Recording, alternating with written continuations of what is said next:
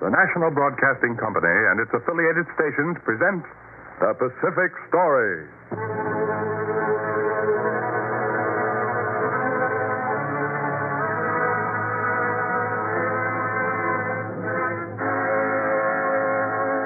In the mounting fury of world conflict, events in the Pacific are taking on ever greater importance.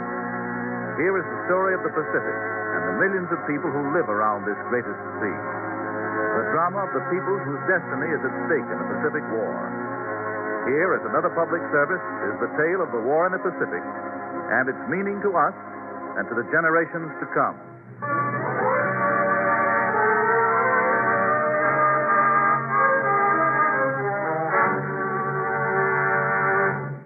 The Yangtze.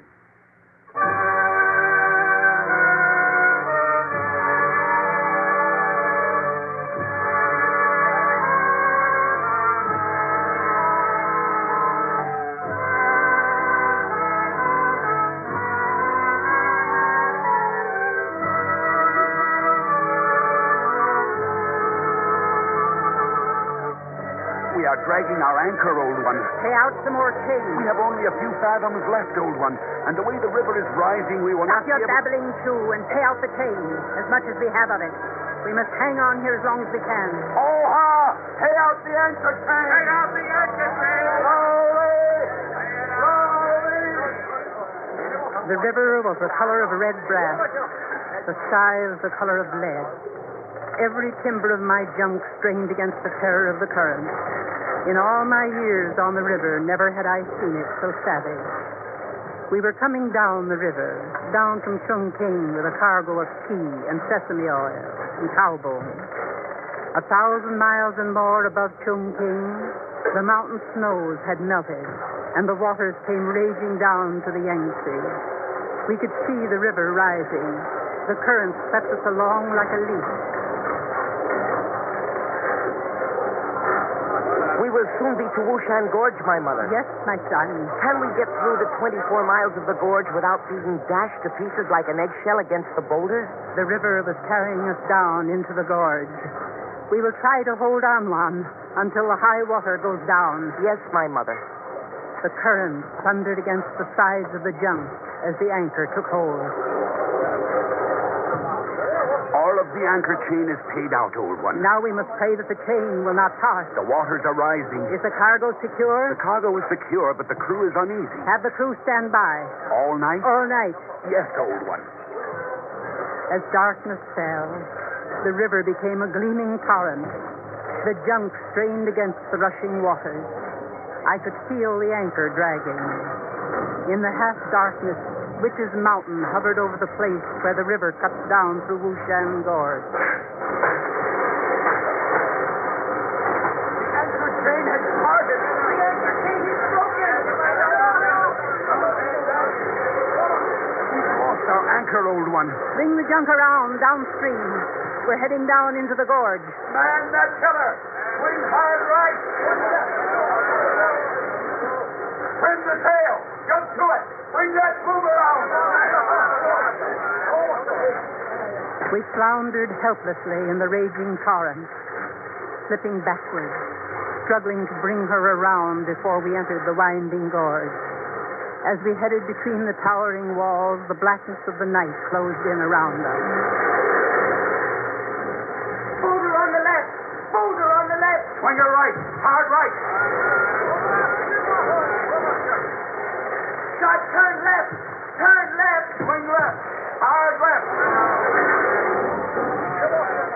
All through that night, we fought to keep from being smashed against the boulders and against the walls of the Wushan Gorge.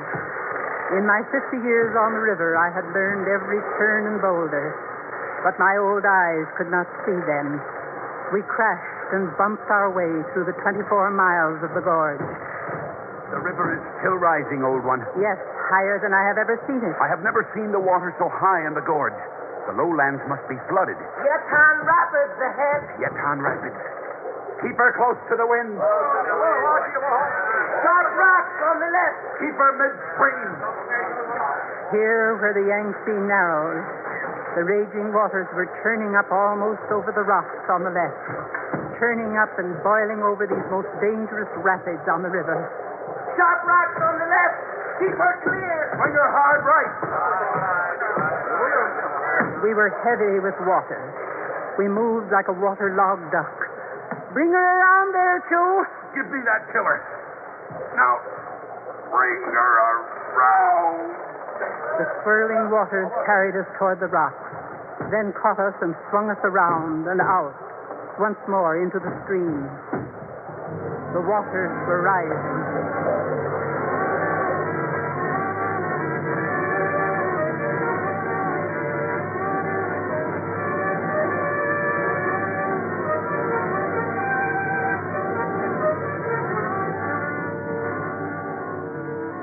At Yichang, the floodwaters had risen 50 feet and were still rising.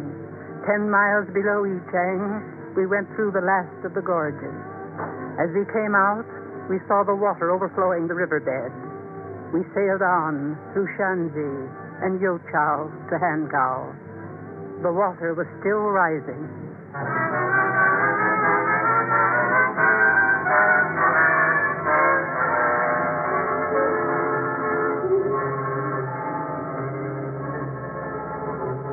You brought your cargo safely through from Chongqing, Chinli? Except the part damaged by water, There's no place to unload it here at Hankow. nor any place between here and Shanghai, I am told. That is right. The water is higher here than any man has ever seen it. You are fortunate. I have spent all my life on the river. Yes. Already it is reported 140,000 are dead. Nowhere is life so cheap as here. But think of the property loss. $300 million damage to crops. And besides, there is damage to all other property. Where can I unload? There is no place to unload until the water goes down. This was my home, as much as any place had ever been my home. I was born on a riverboat. My father spoke of Hankow as home. We traveled up and down the river, but we always came back here. We had pigs and chickens and 2 cats aboard our boat. My father tied a pig bladder to each of my 3 brothers so that if they fell overboard, they would float at least a little. They tied nothing around me because I was a girl. One of my brothers drowned anyway. The other 2 died in the war. My father always talked about Hankow. 600 miles from here is the mouth of the river. Someday we will sail down there. I never saw the mouth of the Yangtze until I sailed down there years later with my husband. Once, long ago, Hankow was completely destroyed. I learned that was during the Taiping Rebellion in 1857. Hankow is a good place. It's the most important place in the tea trade in this whole part of China. I used to wonder how big China was. All I knew was the Yangtze. Yes, Hankow is a good place. Look at all the boats. I used to sit on our junk and look at all the boats lined up side by side as far as I could see. Babies were being born in the boats every day, just as I was born in a boat. Boys and girls were growing up on them, and people were dying on them. This is the place to live. We carry sugar and cotton up the river from Hankow, away up to Chongqing, and even beyond, up to Pingshan. We sail as we like. We see the country. We see many interesting people. And then we load pine bark and lacquer and straw rope and anything else they have and bring it down here to Hankow. What could be better? I married Pai, one of us river people. We had just come back to Hankow in 1911 when the revolutionists came. Listen, Jinli. You hear that shooting? Yes, I hear it, Pai. I have heard it said they would come here to Hankow. Take the children below and we'll move up the river. Yes, Pai. I took the children below. Jinli! Jinli! Oh! Yes, Pai. What is it? He didn't answer. I ran up on deck, and there he was, lying there. Jinli. Oh, they have... Oh. Blood was streaming from his chest. Bullet. He'd been hit by a bullet from the shore. Oh, Pai.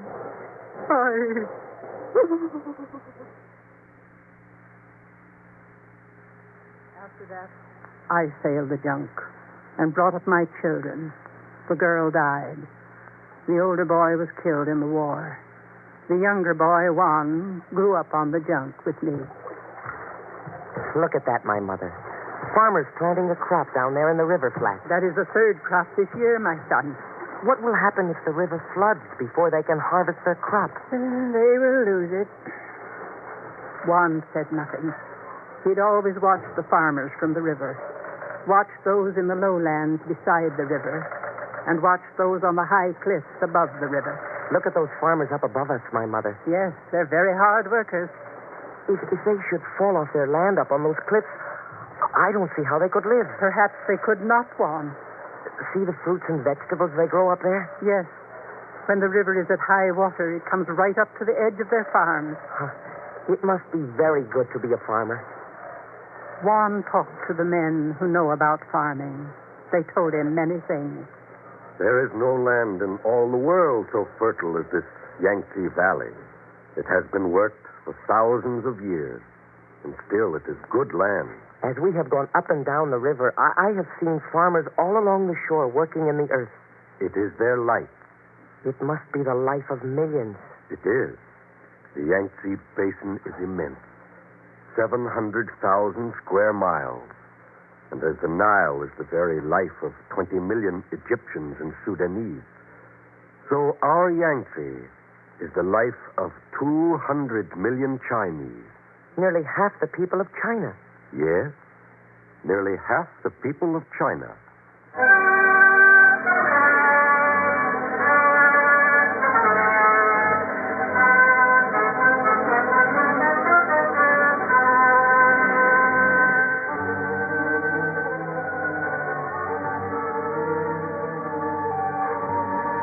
When the waters went down after that great flood in 1931, Juan went ashore. He had been born on the river as I had, and as my people had before me. He had been brought up on our junk as we sailed up the river from Hankow to Chongqing and Pingshan, and back again to Hankow, up the river and down year after year. I belong to the earth, my mother. You are a riverboat dweller, my son. There is nothing for me on the river. Do you wish to go ashore? I do not know.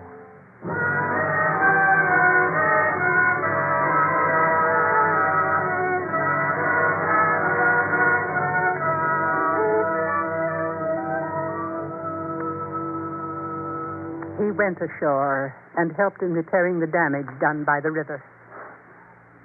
You need not carry so much earth in your baskets, Juan. I must carry my part. Yes, all of us must. For this is a task for millions of workers like us. What I carry is like a grain of sand on the seashore. It is the grains of sand, one by one, that rebuild our dikes and canals. Yes. From the junk, I could see the workers, thousands of them around Hankow, carrying baskets of earth hanging from poles across their shoulders.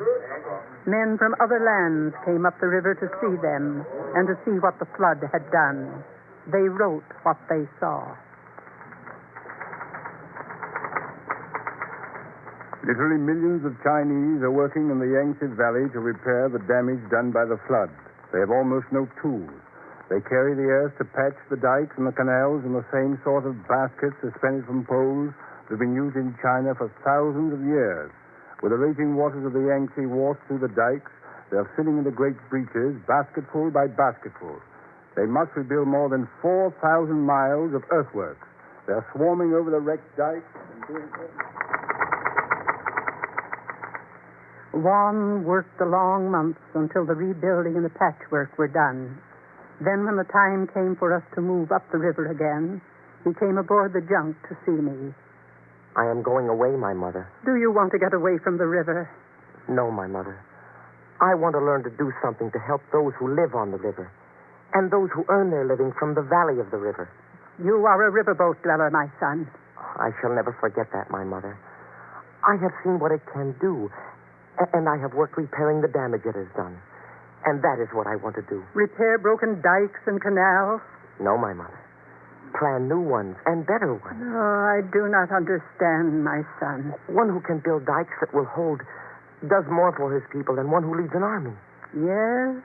He works for the farmers and he works for the river people. And you wish to do that, Juan? Yes, I wish to be an engineer. He went away, downriver to school. We went upriver, up through the Yangtze gorges to Chongqing with hardware and sugar. We brought back herbs and dried mushrooms and peppers and sesame oil. Each time we came back to Hankow, we saw how it was changing. Ah, you are back again, Chin Lee.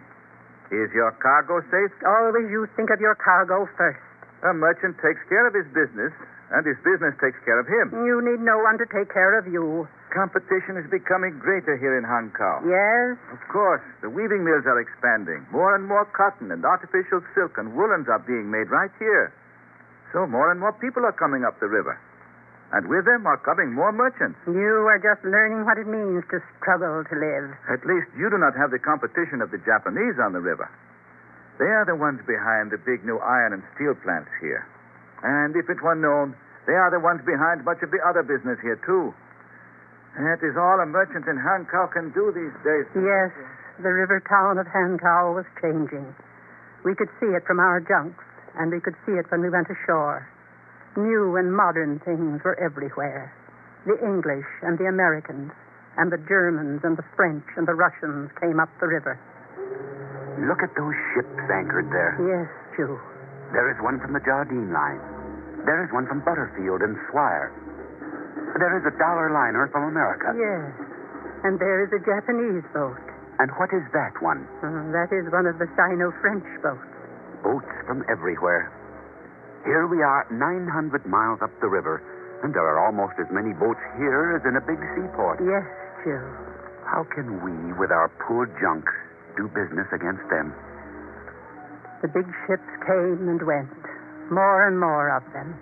And when they came up the river, they brought ideas and information. What could China do if Japan sent her navy up the Yangtze? Japan. The thought was sharp as a dagger. China has no navy to stop her. Was there danger that Japan might strike China? The Yangtze divides China in two. The power that controls the Yangtze controls all central China. The shadow of Japan was falling across China.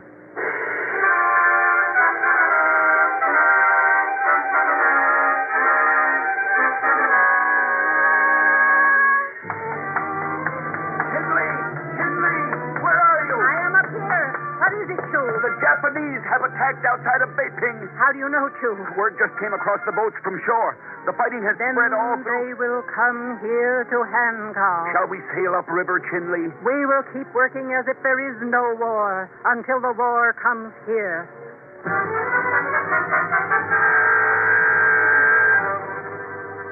We went on, carrying cargoes up the river, carrying cargoes down.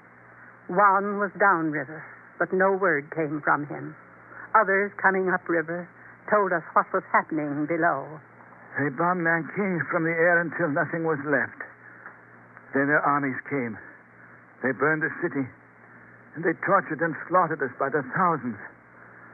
I am the only one left of our compound. We went downriver, down below Hankow, to help some of the refugees. We were heavy with the poor wretches. The Japanese are coming up the river. They are coming up the river with their warships. That meant that they would smash Hankow as they had smashed the cities below. Airplane! Airplane! Chew, hard right to the bank. Slinger two. Quiet, everyone. Swing your hard right to the bank. They're going to dive on us. They're going to diving on us. Look out! Look out! Our top deck was crowded with refugees as they dived on us. They cut us down like sheep.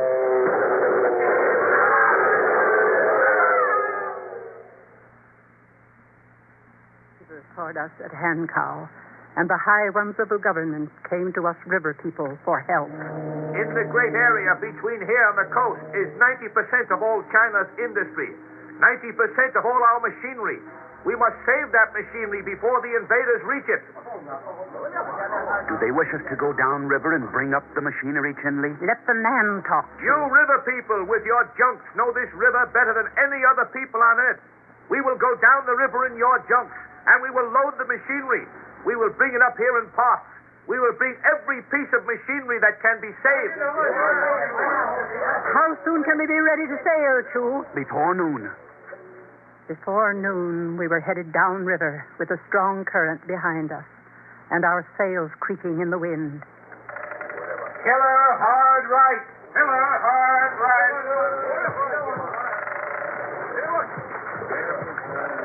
Trim the sail. Trim the sail.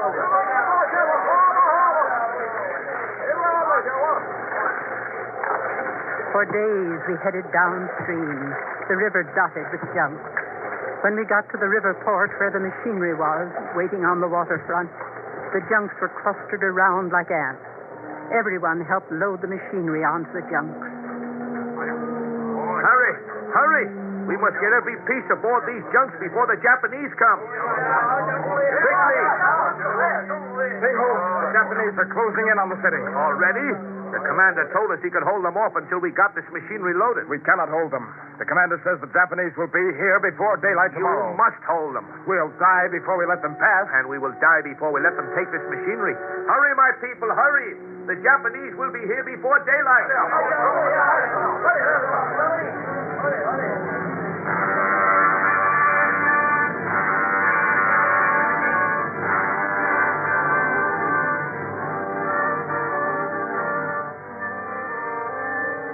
Before the sun rose in the east, we were on our way upstream.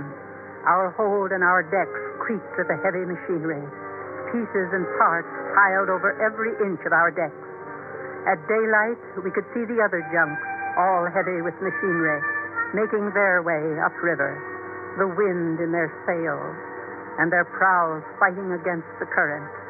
And day and night, we watched the skies for Japanese planes.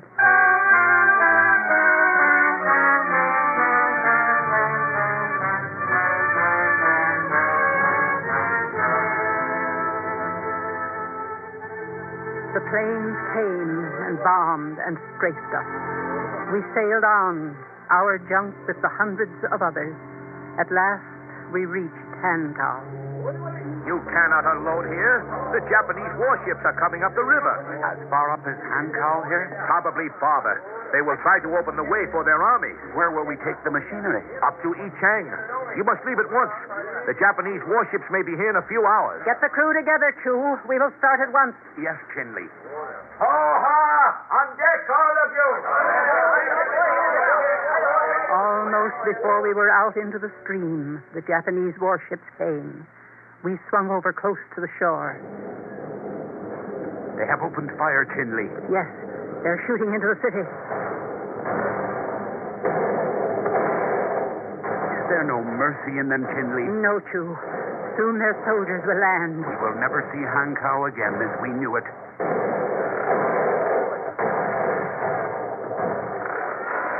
We could hear the firing all that day as we made our way up the river. At last, we could hear the firing no more.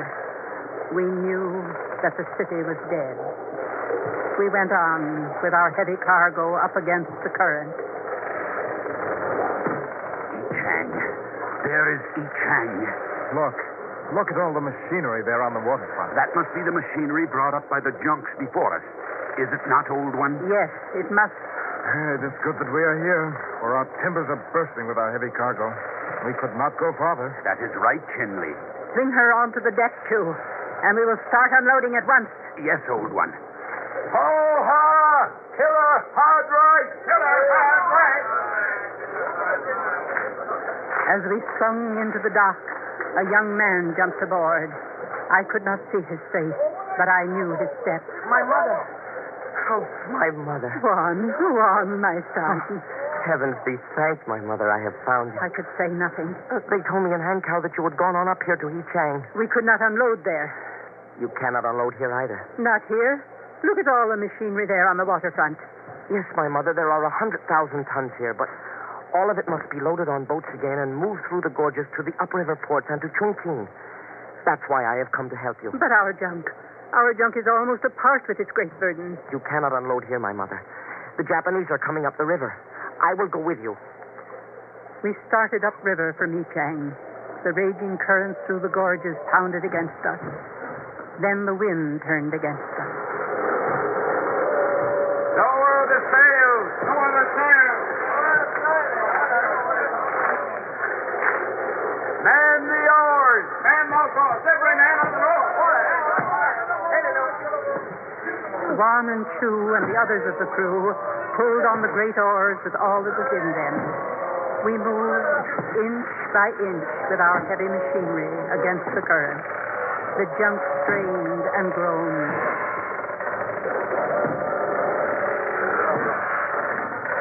Then we reached the narrows of the gorges, where the towering walls closed in on us, and the boiling waters thundered against our prow. We can row no more, old one. Then lead out the tow rope. Yes, old one. I will help. Down here, Juan. Ho-ha! Lead out the tow rope! We led out the bamboo rope with its harnesses, and Juan went ashore to be the lead man. Chu stayed aboard to handle the junk with me. With their harnesses over their shoulders, Juan and our deckmen strained against the rope. They clung to the narrow pathway on the side of the gorge as they towed the junk against the torrent.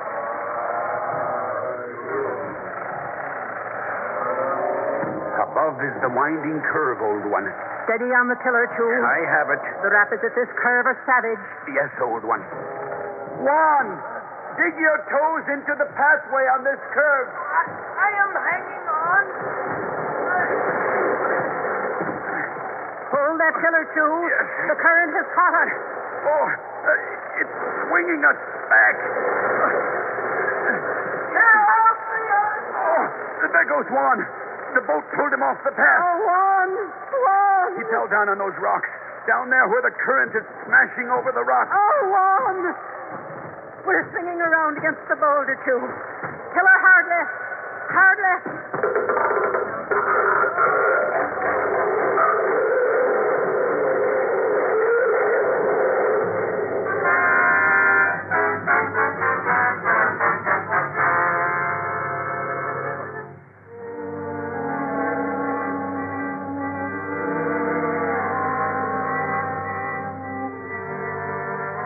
We saw Juan washed lifeless down the gorge as we lay battering against the great boulder. We made our way up to Chongqing. There we unloaded our machinery. The other boats that got up that far unloaded their pieces of machinery too. The machinery was put together and put to work for China. We are still sailing the Yangtze here upriver. The Japanese have never got above the Yichang. Someday we will be going down river again, down to Yichang and to Hankow, and even beyond that, down to the sea. For we know that the Yangtze is the life stream of China.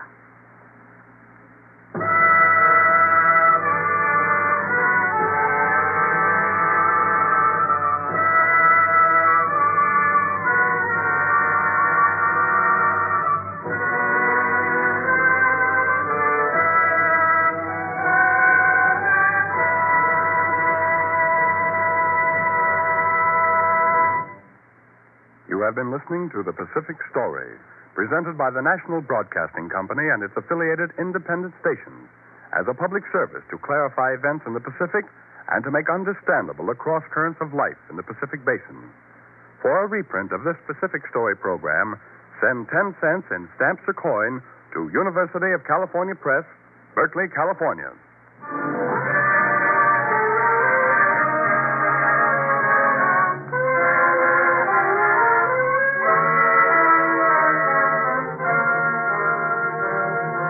The Pacific story is written and directed by Arnold Marquis.